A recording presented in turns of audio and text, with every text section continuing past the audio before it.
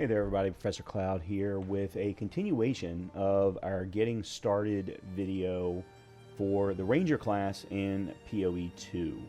Now as I said, I've kind of been building more toward a Poison Burst based build. However, there are reasons to have different kinds of skills depending upon the types of enemies that you're going up against. So Poison Burst works extremely well against single targets. Because of the way that we've built the skill gems. And then the lightning works extremely well against mobs. Now, I'm also starting to use a little bit of ice, and eventually I would like to be able to switch over to Poison Burst and Ice rather than Poison Burst and Lightning. But at the end of the day, it's completely up to you. That's not the focus of these videos. These videos are to kind of help teach you and guide you along as to what things you should be thinking about when going up against major bosses in each of the different areas that we're going to look at. Now, at the beginning, the first video was just focusing on those first 10, 12 skill points, or passive points, skill gems, being able to then beat Bearer of the Rotten Pack, as well as the King in the Mist. This video, we're going to take a look at the end of the Act 1 boss fight, the Mad Wolf of Ogham. I think that's how it's pronounced. He is very much a ice-based boss. He uses a lot of ice in a lot of different places, so going in with cold resistance is going to be key. Going in with a cold charm is going to be key. But then I also wanted to show you where we are with respect to the build. This is currently level 17, so let's take a look at our skill tree. Again, I have been focusing on poison. If you've been focusing on lightning, fantastic, great for you. There are certain areas of the passive skill tree that you're going to want to focus on, such as over here where you can get increased to shock and elemental damage, as well as damage penetrating lightning resistance and increases to dexterity. By the way, the penetration to resistances is extremely key when you are, in fact, using a lot of elemental damage. And that's going to be true no matter what class that you're playing. I learned that very much so recently with the Druid class because I've been playing almost primarily Wolf form, which is all cold. So being able to penetrate through cold resistance means that I have a much better chance against pretty much anybody that I go up against. Same thing would be true here. In this particular case, though, where I am focusing on dexterity and poison buildup and then poison duration, because poison does remove damage very quickly, but not necessarily as quickly as you may like. So that's why I am going back and forth between poison and lightning. So once we got to here, this is where we had left off at the end of the King in the Mist. I then added in a little bit of intelligence as well as dexterity to then get increased magnitude of poison that I inflict. So therefore the poison itself is doing more tick damage as it is being applied. And then we're also getting a 25% chance for attacks to maim, 25% increased magnitude of poison you inflict. So again, the amount of poison that you inflict, I can usually hit a rare enemy with, say, 3 shots, and if I can be patient, I can let it tick all the way down, and it will kill them with only 3 shots of Poison Burst arrow. With say, a larger enemy that's still a common, maybe it takes 2. Those kinds of things are what we're thinking about. Then we're moving down the tree here, because we're going to go and get, again, more magnitude of poison, poison duration, poison skill, increased skill effect duration. All of this ties into the Poison Burst. Again, though, if you're running lightning or if you're running cold, there are skill trees for that as well. I already pointed one out for lightning. There is cold up here for penetration of cold resistance. You get the idea. Then if we look at my skill gems, I've actually made some changes. And the reason why is to give me a little bit more flexibility depending upon who I'm fighting. So I do, in fact, have a, I forget what they're, a talisman in order to give me wolf form. It's something I'd like to play around with later on, but I'm not going to be using it here. I just happen to have the talisman equipped in my second equipment slot. We're still continuing to use Lightning Arrow with rapid attacks and lightning attunement. We're still using Poison Burst with concentrated area and escalating poison. I have just recently gotten Toxic Growth, and then after I get escalating poison and I forget what the other support gem is that I'm going to put in there. That will then start to become a larger AoE based or mob based skill that I can potentially move off of lightning into. I still have Stormcaller Arrow because it does do good large large chunk damage against single targets. So this continues to work well against boss fights, and it maintains shock over time, which continues to do stun damage and other bits of damage. While I am focusing primarily on lightning, which is during the main levels rather than the boss fight, I am using the Spirit Gem of Herald of Thunder, but I also have the Spirit Gem of Plague Bearer, and I'm going to switch to that when I go into the boss fight for the Wolf of Ogham, because I'm going to be primarily focusing on poison damage in that area. I also have Freezing Salvo. This is not going to be used against him because he has high cold resistance, but this can work well against single targets, larger targets, who you want to slow down because they are faster enemies. And again, as I said, I do want to move off of lightning into ice and poison burst. Those are going to be my two primaries. Now, if we take a look at my gear, now I will tell you I have gotten a unique, but I've left it in my stash. I will not be using it in this fight with the Wolf of Ogham. In the meantime, though, I do have my rare level 11 Warden Bow. I have a rare mask, rare waxed jacket, rare gauze wraps. I really wished I could have found better arms. You can see they don't even have a level. They have very low numbers. This was the one major area that I really lacked in, along with the belt. I do have rare shoes, although they're level 5, so I would prefer that they be higher. I did just get a rare broadhead quiver. It's only level 8, but hey, every little bit helps. So that's kind of what I'm going in with. I am going in with a Sapphire Charm to give me more cold resistance. I do have a lot of cold resistance on this particular wax jacket. After we get rid of the Wolf of Ogham, I'm probably going to roll off of that into a different one.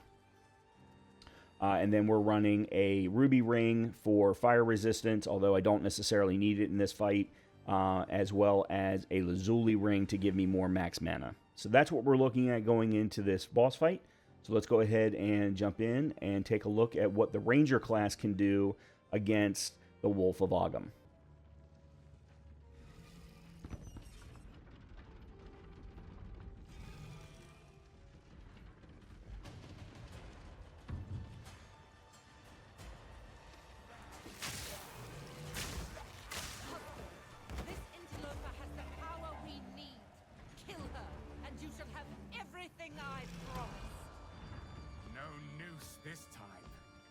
I'll remove your head myself! Many have tried. First one's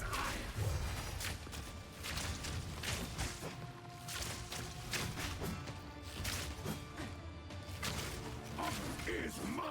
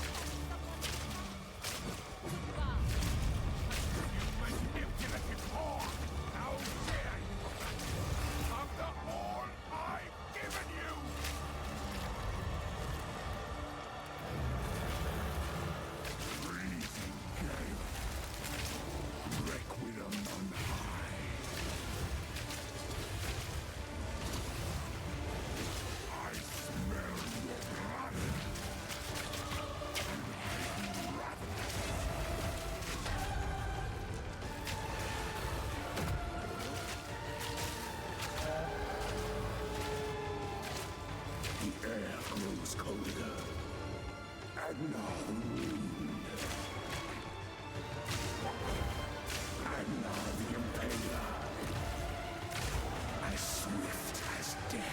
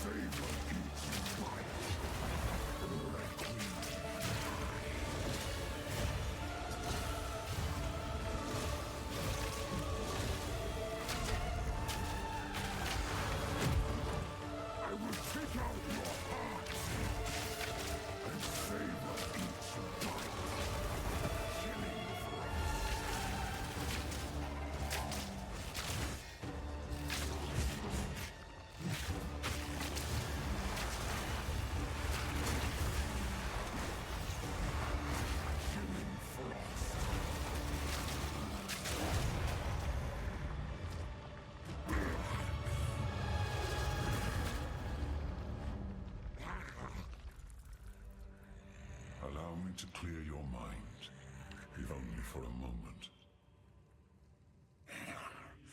The madness. It consumed my being. Oriana used it against me. Where has she taken the beast? I found messages from the desert. From the Vastiri? Yes. Find her. Kill her.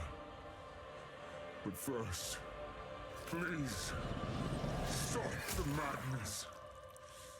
As you wish.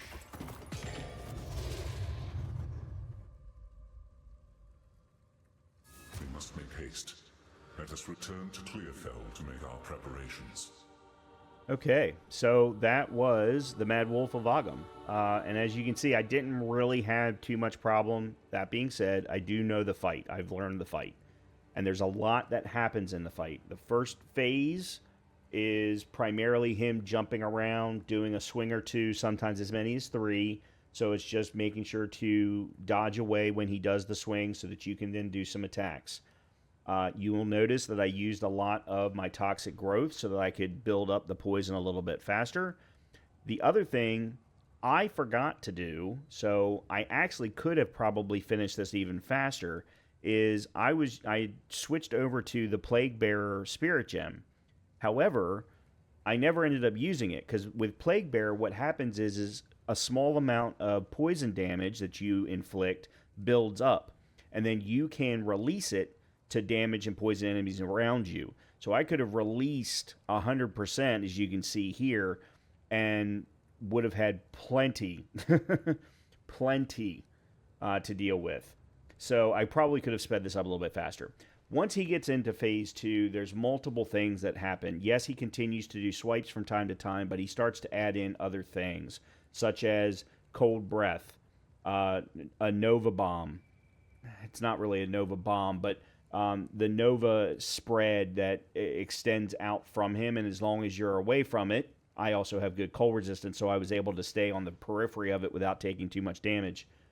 So there was that, and then also the shards that would come down from the ceiling. It started out being just cold shards, as long as you dodged away from them, because when they land, they do explode. That's one thing to keep in mind. I found that out the hard way when I first started doing this fight. But then near the end, he turns those, they're probably stalagmites or stalactites or something along those lines that are falling from the ceiling. He adds bleed to them. So you've really got to be careful and avoid them if at all cost. So I was able to strafe around and continue to do damage over time and build that plague or poison damage up, which is why I was able to do this fairly quickly overall. This was a pretty fast fight for the Mad Wolf of Ogham, at least for me. I know that there are other people who are able to do it a lot faster, but for this Ranger class at level 17, 18, using a combination of Poison Burst and Lightning, I was able to do a really nice, quick job of it. With Plague Bearer in place, I'm probably going to go ahead and remove Stormcaller Arrow because I didn't use it one time during that entire fight. I could have, but I felt like Poison was going to do me better, so that was what I did. So hopefully this gives you an idea of how to potentially deal with the Mad Wolf of Ogham as a Ranger. Depending upon what your build is, you might want to swap around different skill gems than what I used, but if you're looking for a Poison Burst with some additional capabilities, this is a nice hybrid build that I'm working on right now.